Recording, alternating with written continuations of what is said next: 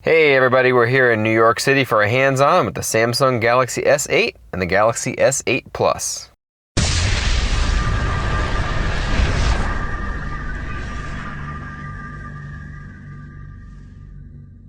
So going into this, we knew seemingly everything about the two new Galaxy S8 phones, as it's been one of the most leaked devices ever. The big buzz here has been around the brand new hardware design Samsung has created, and it's easily the biggest redesign of any mobile device in the company's storied history. First off, you'll notice the size of the bezels around the screen. What's there is very small, and it has allowed Samsung to create phones that are physically relatively small, but feature absolutely massive screens. The Galaxy S8 sports a 5.8-inch display, something that would make any Galaxy Note owner happy, and the Galaxy S8 Plus features a massive 6.2-inch display, yet neither of these phones feel any larger than last year's Galaxy S7 line. Both feature that beautiful Quad HD Super AMOLED panel with HDR capabilities that users have come to expect from the company, and there certainly won't be anything but praise from users if our time with it is any indication. These screens come with a new 18:9 aspect ratio, which allows Samsung to place the software navigation buttons below the screen without affecting that 16:9 content above. That being said, the physical home buttons below the screen have finally been replaced with software buttons, something Google has been trying to push as a standard for nearly 6 years now. What's really cool here is that Samsung is not only allowing users to customize the buttons, which means no more weird back button placement, but the home button is always on as part of the always on screen technology. The Fingerprint Scanner has subsequently moved to the back of the phone where most Android-powered phones' fingerprint scanners are located, but it's not quite in the same place as the rest of these phones. The problem here isn't that it's rear-facing, it's the actual location of the scanner itself. Being right next to the lens is awkward, and we're hoping more time with these phones makes it a little less awkward as muscle memory adjusts. The rest of the build is as gorgeous and premium feeling as you would expect from Samsung nowadays, and that includes the curve at both edges of the phones. What we're seeing here for the first time with the company's phones are two models that are identical except for physical size. The smaller S8 features a 3000 mAh battery,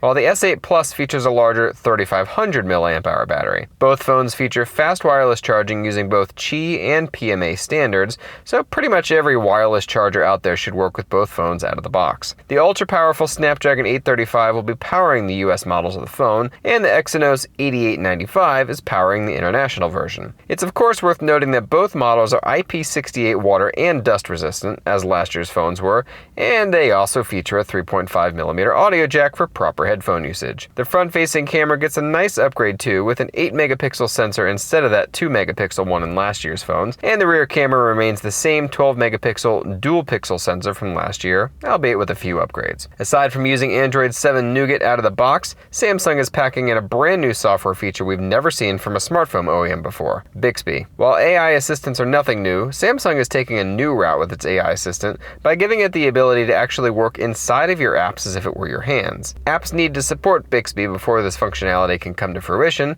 but Samsung's development studios purchased the company for a reason. There's already a list of compatible apps in the wild, and many more now thanks to their acquisition of the technology. Bixby is looking seriously awesome to say the least, and it's loaded with potential to become the greatest AI we've yet seen on a phone. Samsung is also selling a really cool dock alongside the phone called DeX, which turns the Galaxy S8 into a full-fledged desktop, including a virtual copy of Windows 10 through cloud services. Pricing for US models starts at $750 for the Galaxy S8 and $850 for the Galaxy S8 Plus. Pre-orders start tomorrow, and it will be available on April 21st from all carriers. International availability and pricing should be pretty similar depending on your region. We hope you enjoyed that hands-on and will subscribe to us for more content. Check us out on your favorite social media network, and don't forget to check out AndroidHeadlines.com for 24/7 Android-based coverage. Thanks for watching, and until next time.